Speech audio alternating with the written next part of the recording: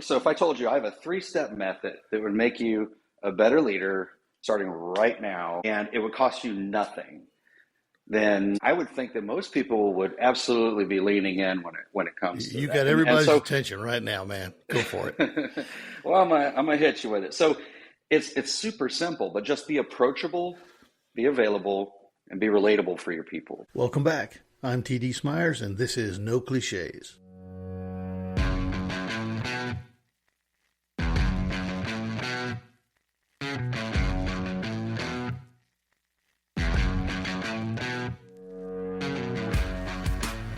Hello and welcome to No Clichés, companion podcast to my coaching, consulting, and leadership writing at A Bold Leader. I'm TD Smyers, and I've been in leadership my whole life, from taking point in small teams to command of military troops to multiple roles as a CEO. If this life in leadership has taught me anything, it's that leading is more art than science. I call this No Clichés because we'll go well beyond the basics here, leaving behind the LinkedIn infographics to dive headfirst into some of the toughest situations a leader can face. Through stories and interviews, you'll get a behind-the-scenes look at leadership truths that always apply, no matter what industry or sector you're in.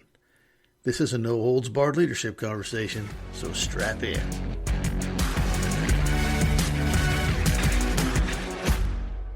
The word brotherhood gets tossed around a lot.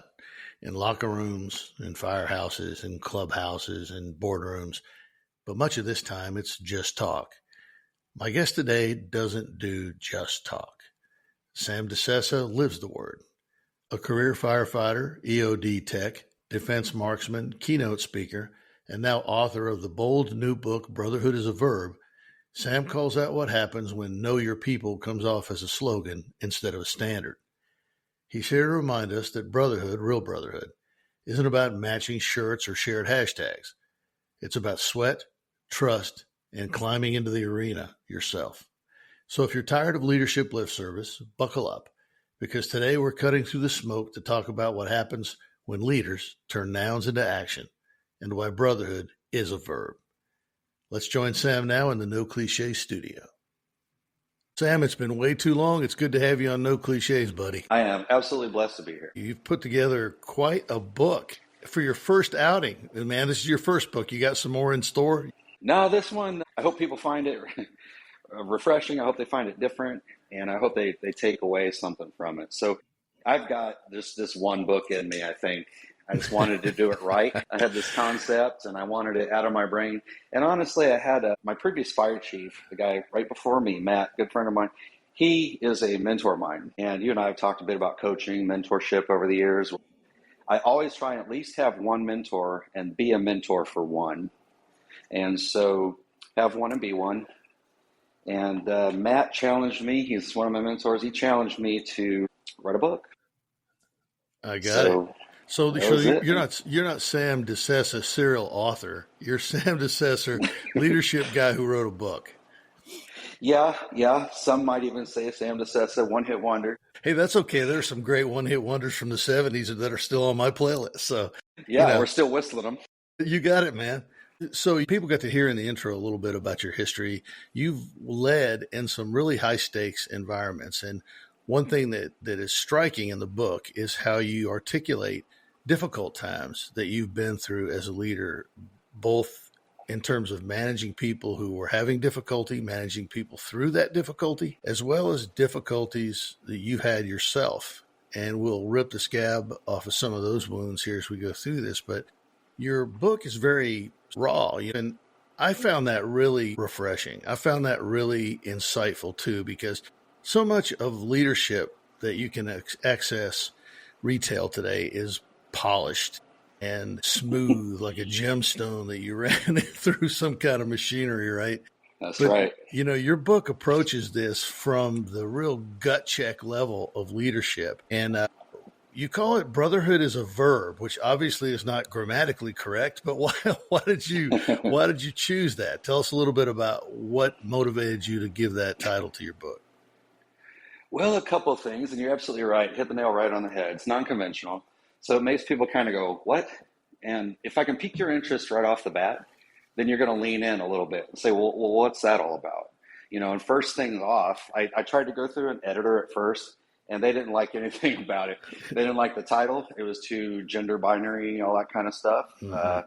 They didn't want me to create my own book cover, and they thought that it was a little too authentic, a little too real, it wasn't polished enough. I didn't break off enough of the rough and superfluous edges and turn in something refined and polished. And I thought there was enough of that already out there. So my contention is that we all of us human beings, are leaders in some capacity.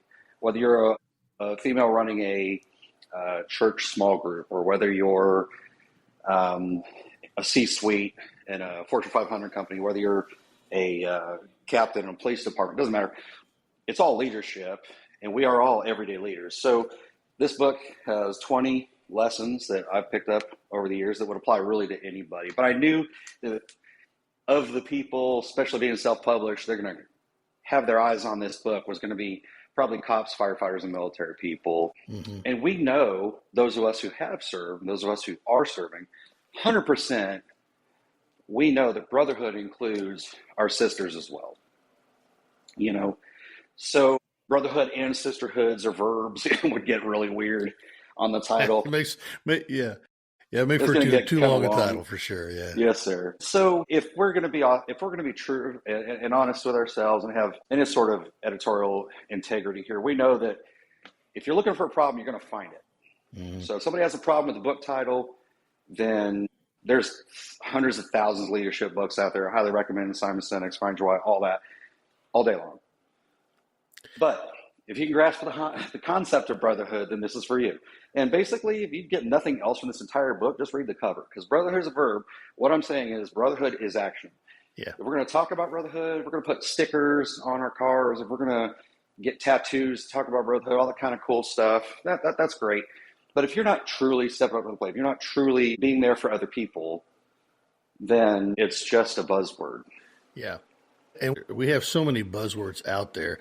If you go on LinkedIn and you scroll down through it, you see so many infographics and so many repeated buzzwords and the stuff that is kind of one-on-one stuff that really waters down what true leadership is about at its essence. You know, brotherhood's a verb. It's action-oriented. It's not ideas. It's putting ideas into practice. This is not just another damn leadership book. This is that's another subtitle is interesting too, right? Because obviously it is another leadership book, but it's not just another leadership book. And so you've always struck me as somebody who was what we call in the Navy, a deck plate leader. What kind of advice can you give to people who want to be that? There are people that are out there now that are not in as high stakes environment as the ones you grew up in. They're investment bankers, or they're working in a nonprofit, or they're doing something where if they mess it up, the worst they're going to get is a lower return to shareholders. But they want to lead in that authentic way, but they're being fed this, steady course of watered down, kind of polished leadership. Let's do a little time travel. Let's say you were going to give this book to your 20-year-old self. And what are you going to ask that young Samson to go to read in here? What's the big takeaway for somebody that really wants to put this stuff to work? If I went back to my 20 years ago and you pulled one lesson from here, honestly, it would be the lesson that I grew up with, that I blew off so many times from my father. And that is, if you have the ability, you have the responsibility. It's lesson 5 in the book. But if you have the ability to help others, you have the responsibility. So too many times I went into coast mode where just had the cruise control set and I'm just kind of coasting through life. And I wasn't stepping up and doing more than I was capable of doing. Okay, so along the way, you figured it out. Because by the time you were leading our installation as the commanding officer, you had figured out how to help people out. You had figured out that a huge portion of leadership is at the relationship level. And that relationship capital that you invest in people by showing up for them earns you trust. That trust pays out in the dividends of influence. So if I haven't connected with you, I can't really correct you. I could discipline you, but I can't really fix and guide you and those kind of things. We can't get down to the granular level because you won't let me that close. If I have built rapport with you and I've established a relationship with you and you know that I have your best interest at heart, because I've earned your trust through that relationship capital. Well, then now I can leverage some influence where I can speak into your life, and you're going to want to make that change. You're going to trust that I have your best interest in heart, and so you're more willing to pivot. So I would say, going back, man, since I was just a wee little sprout, and Dad was talking about the ability of the responsibility, and I don't want to say that it became cliche, because it really didn't. It was just that I personally didn't internalize that enough at the time and turn it into something tangible and then take steps and make things happen. So the one lesson I would draw from here is the longest running lesson of my life, and should have really taken to what my dad was trying to tell me back all those many times. If anybody would take one solid lesson from the book, let it be that. If you have the ability to help others, you have the responsibility to help them out. I like it. And when you teed that up, you mentioned trust as something that's earned, not something that is expected. I see that. I see respect in that same category too. You know, when I'm dealing with the young leaders, it's almost like, hey, I deserve your respect. I'm like, well, see, respect doesn't really work like that. you have to earn that. And, you know, when I see this culture that a lot of leaders are growing up in, where there's kind of an entitlement. And you talk about this in your book. You talk about entitlement poisoning team culture. How do you spot that early, especially in leaders who look successful on paper, but maybe not translating that into real life? Yeah, so one of the things that I do for people when I'm coaching with them as leaders, they'll tell me, like, they do what I say, but I don't feel like they really respect me. They just do what I say because I tell them to. Sure. And that's true. That's probably what's happening. So sure. You have administrators, you have supervisors, and then you have leaders, right? So administrators or managers, they manage programs. Supervisors standing there with a checklist, they're checking off, watching what people are doing, and they're just black and white, paperwork wise, you know, they're supervising. And then you have leaders. And so we have to get crystal clear on the definition of leadership. And for me, I tell people it means the growing of leaders. So I have to grow me, and then I have something to offer. So then I turn around and I grow the next person. So it's the growing of people. It's the growing of future leaders. So somebody who has the rank, they will get a certain degree of respect, which is just simply others know that this person has legal authority. So they will do what they say. Because otherwise, right, they're going to the brig. Otherwise, they're going to be fired. Otherwise, they're going to be docked pay. Otherwise, sure. So there's this consequence. It's transactional. It's transactional leadership. But at the end of the day, bottom line is that's only compliance. That's not buy-in. Yeah. As I hear you talking about this, it reminds me of the difference between motivating somebody and inspiring them, right? Can you motivate somebody with coercion? Oh, you're damn right you can. Yeah, you get this done by the end of the day, or you don't leave, right? Or right. I mean, I've been coerced several times into performing, especially in my younger career.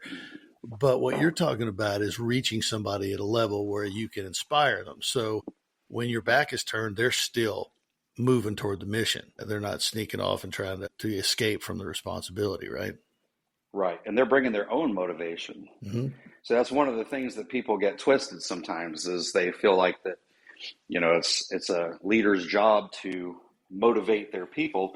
And time to time, sure, let's get you over the hump. You know, you got negative stuff going on, you know, whatever the case may be. I understand that. But as my contention, your true leadership kind of happens at that mentorship level. And we already talked about establishing relationships for influence and trust. But I want to lead beyond the compliance level and get into the buy-in level where people they're motivated on their own. It's not the supervisor's job to motivate somebody every day to get up, come to work, do their job. That's exhausting.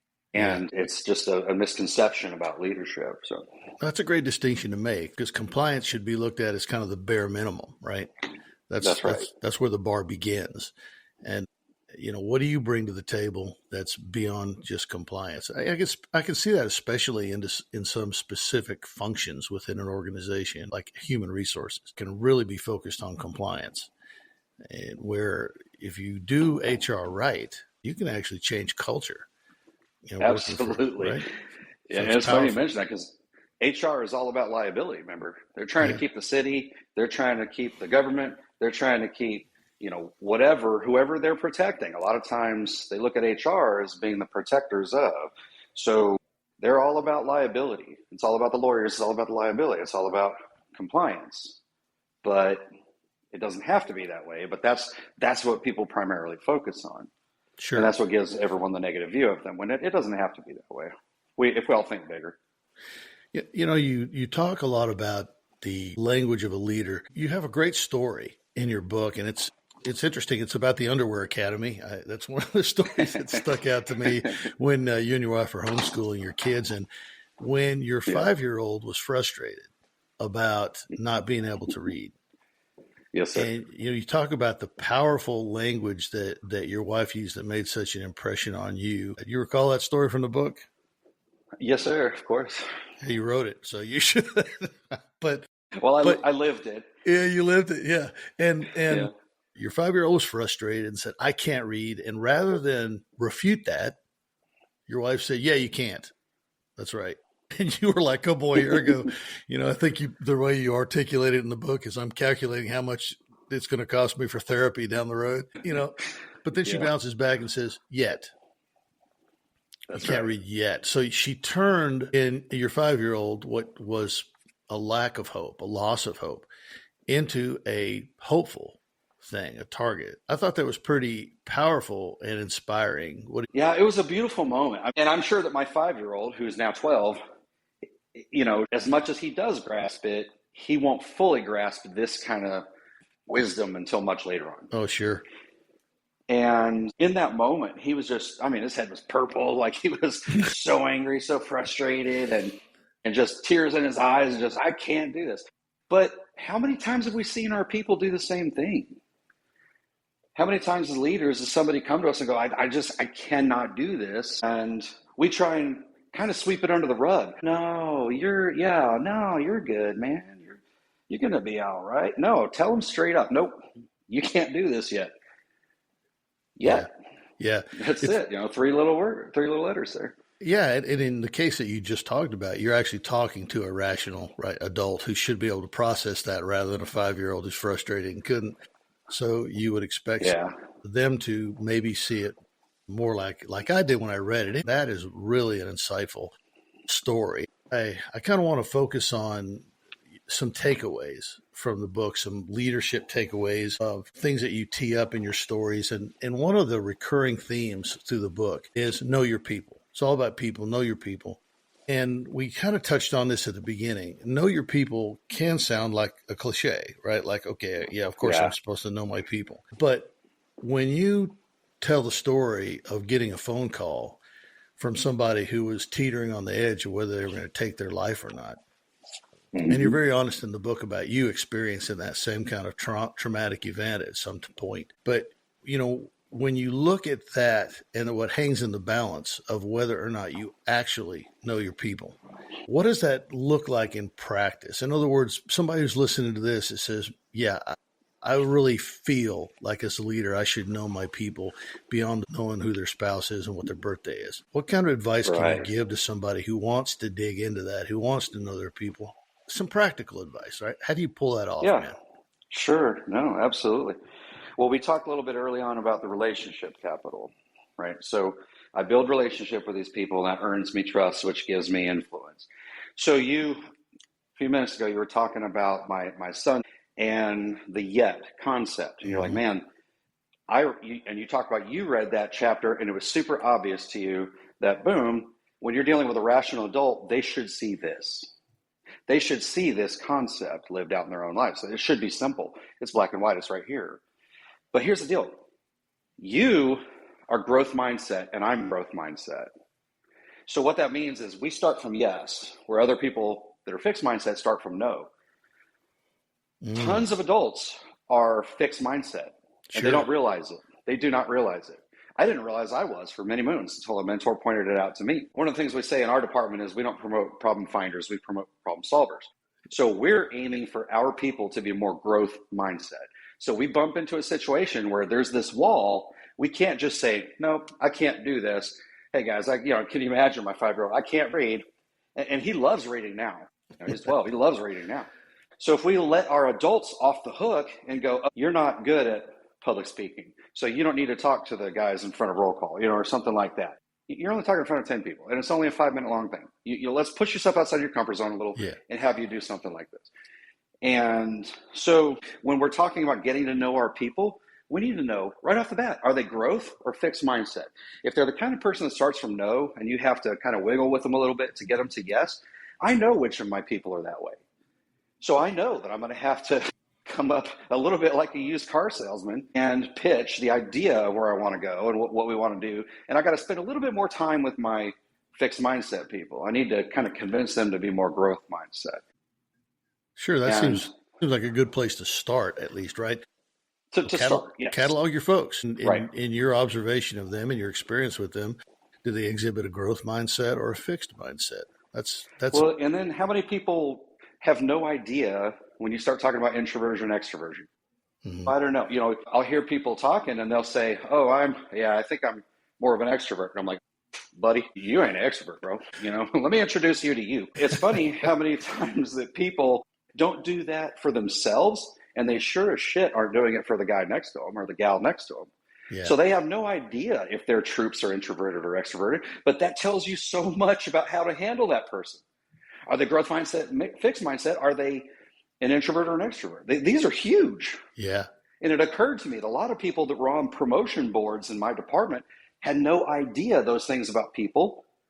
So in our hiring and our promotion processes, these guys that are sitting on the boards who have no idea what to look for in people are making these decisions, and my introverts are getting murdered in the promotion process.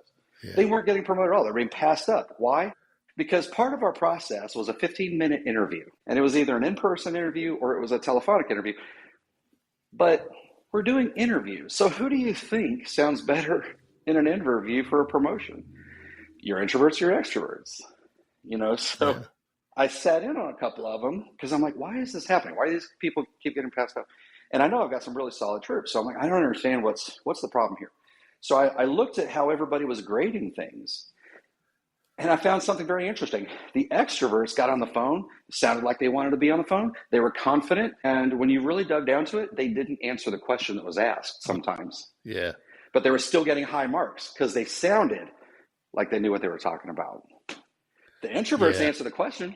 They give a great answer to it, but it was short and they stopped right there. So just knowing that about your people, I took the interview process out of our promotion process. Because why are we doing that? Your interview is when you show up to work every day and how you handle and treat others.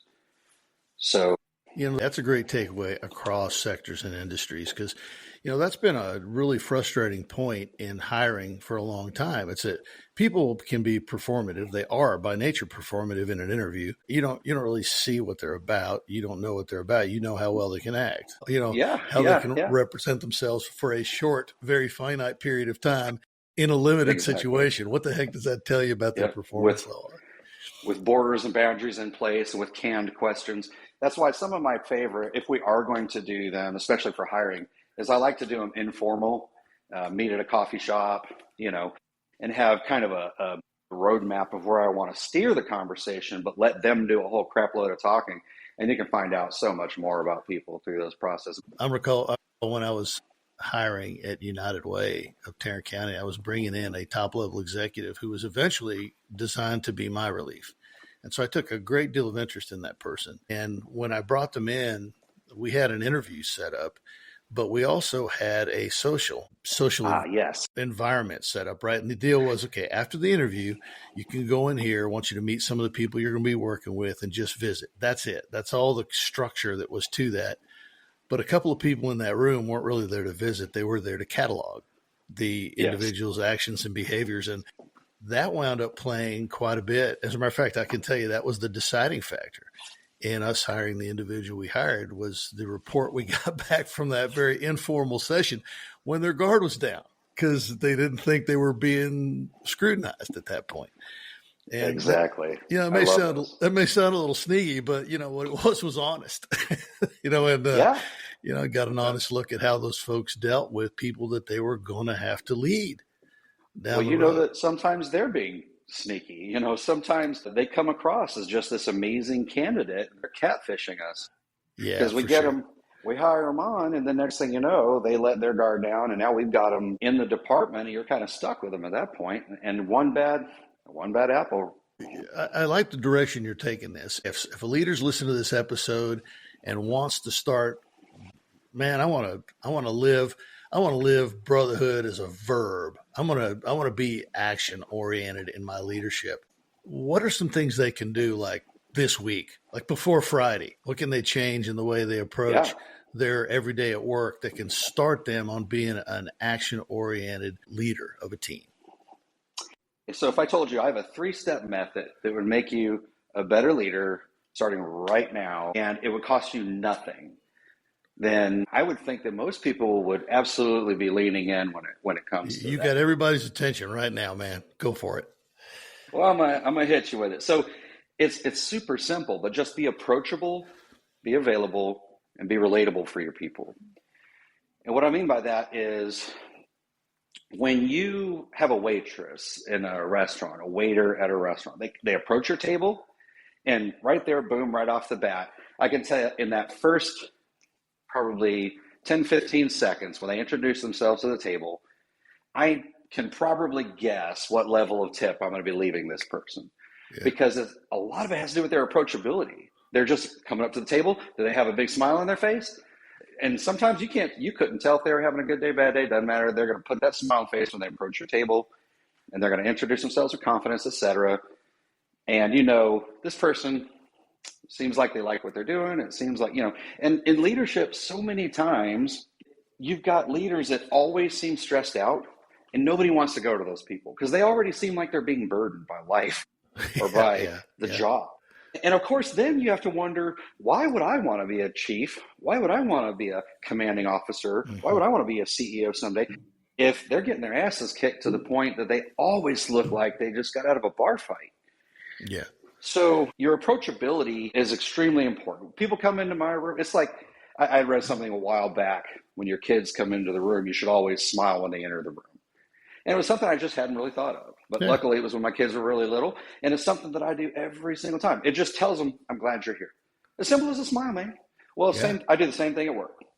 Guys come in my office. Hey, Chief, you got a minute? I always have a big-ass smile on my face. And I say, I've always got time for you. I've always got time for you. And that's the answer. Man, that's number 2. Yeah, well, that's a great one. I can see that just setting the mood right away. Boom. Setting the attitude Absolutely. Right away. Keep going. I smile at them. That's my approachability. Number 2, I make that time for them. I tell them, I've always got time for you. I step away from my computer, and I make eye contact with them. I put my phone on the desk, and I move away from it. Because if that email pops up on the computer, I'm type A, so I am going to want to see that email. I'm going to see who it's from, and I'm going to read just a little tagline. I'm going to see if that's an important email. Yeah. But you know what? My person is standing in front of me. Yeah. They're the most important thing right now. Prioritize.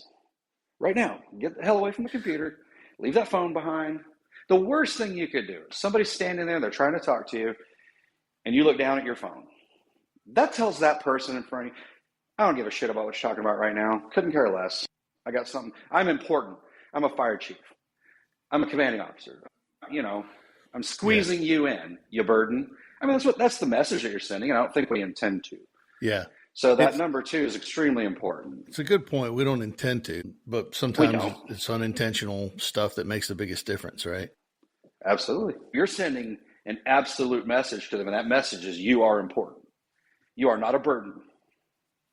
So you're doing number 1 and number 2 at the same time. You're making time for them, being available, and you're being approachable. So it brings us to the third one.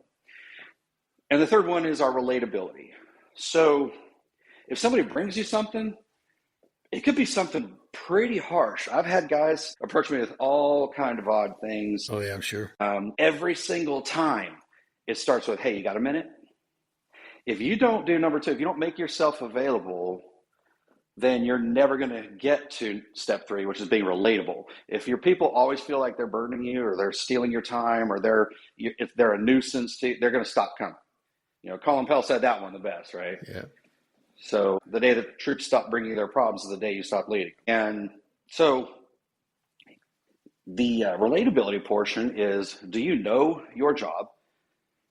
Because people can't come to you with problems if you can't solve them, or at least guide them down the path of solving them. And we can kind of get to that in a bit, but you don't need to solve all their problems, but first couple of times at least. And if they're in a place of desperation, again, you've got to be relatable. So you can't be gossiping. You can't be the one that's spreading rumors or that kind of stuff, because they know if you're doing it to this person over here, you're going to do it to them. So they're not going to approach you. That is not a relatable individual. And then, of course, you're not judging. So a lot of the things they'll bring you with, and I've had some pretty harsh ones, man. I had a guy who got drunk, beat his wife. And so, of course, my natural inclination is to have a very negative view of this person. Obviously, a very negative view of what they did, but I kept it together, and you got to put on your game face, and you've got to not show that expression. If I was to show that I'm judging, then this person's not going to come back to me again. And so by the end of that conversation, this person shared with me that I feel so bad about what I did that I spent several hours contemplating taking my own life, etc. So now I've got this pull in one direction. It's like, dude, you did this thing over here that I absolutely despise. I hate what you did.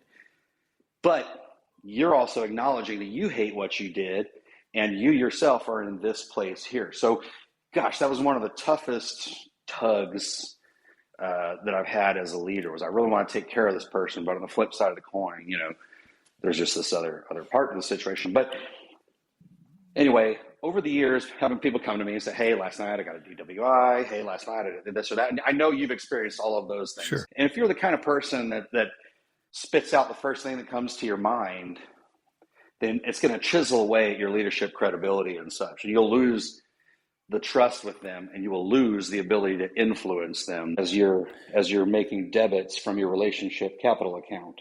Yeah, that's a good way to put it. And you've drawn a stark reality too about leadership, man. It's messy and muddy sometimes. It's not absolute. I know the answer to this, and I'm just going to exercise my authority here and take care of this. And you had to make a conscious decision about not judging somebody. Hey, this person felt so bad about this, they were considering taking their own life. You've got a multitude of problems there that you're dealing with as an executive. But let's pick up on the thread that you opened up. You talked about not giving them the answer, but guiding them to the answer. It sounds to me like you're talking about kind of a coaching approach to this kind of an issue. You want to pick that up? Yeah, there's such a fine line between coaching and mentorship. Coaching, in my mind's eye, you're just kind of going, hey, great job. Remember the training. That's kind of more your coaching. You're on the sidelines, if you think of it from that way, just like a soccer coach, football coach, whatever. You're on the sidelines. Mentorship, you're in it with them. Mm-hmm. You climb down in the trench, or you're sitting next to them at the table. I kind of have this theory that real, true, no bullshit growing of people, which is my definition of leadership, growing of leaders, is done at the mentorship level. Mm-hmm. I could teach a class, give you some great concepts. I can write a book and hope to help guide you along your way.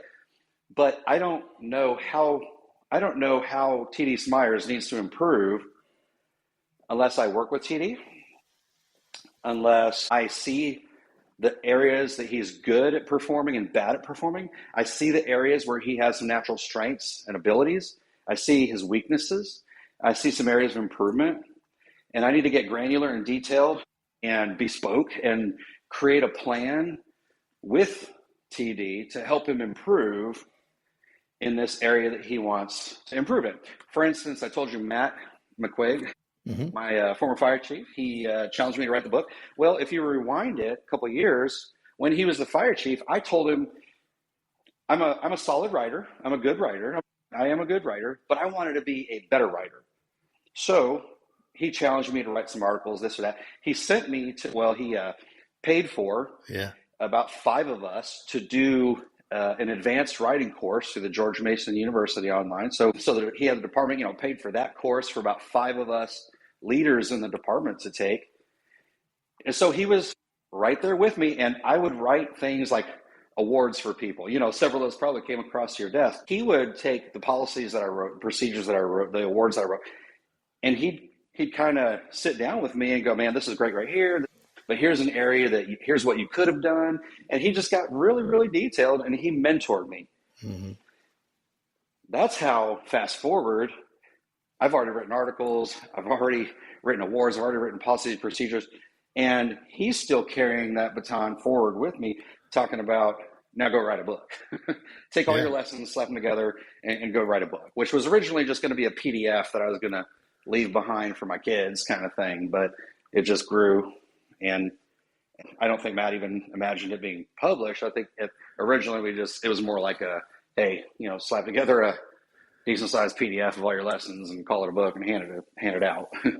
Well, I mean, I'm privileged to have been able to read it when it was a PDF. When you sent it to me in advance of the publication, but I'm holding the publication in my hand, and I gotta tell you, it's a good looking book, man. I appreciate it very much. Yeah, it looks good. I've read a lot of leadership books, my friend, and I've had a lot of authors on this show. If you want a book that approaches leadership from a very understandable and beyond the varnish approach, and is peppered with stories that are going to grab you by the heart and then illustrate some important timeless leadership concepts. When I say timeless, I mean they transcend generational barriers, they transcend language barriers. These are just great lessons that can pepper your leadership. So somebody out there is listening to it, they want to get their hands on it. How do they do it, man? It is, as of right now, only available on Amazon, but it is available on Amazon in 3 formats.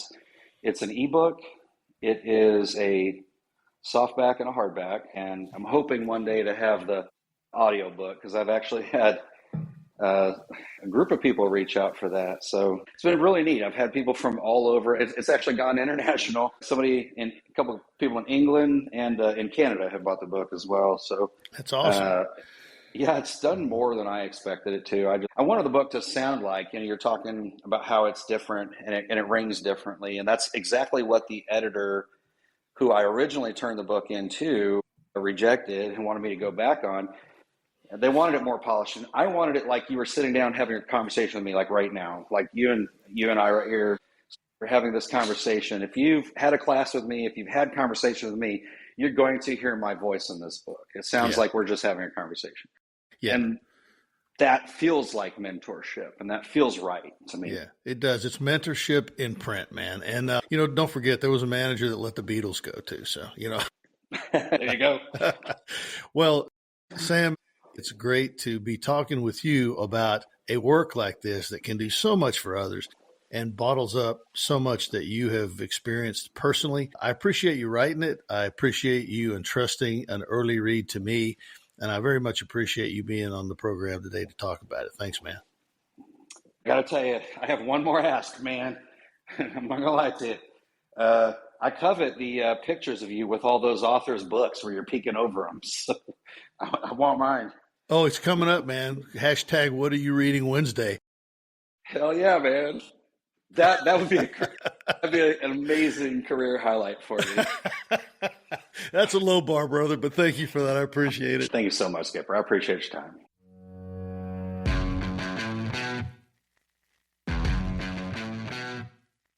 Thanks for listening in to this episode of No Clichés.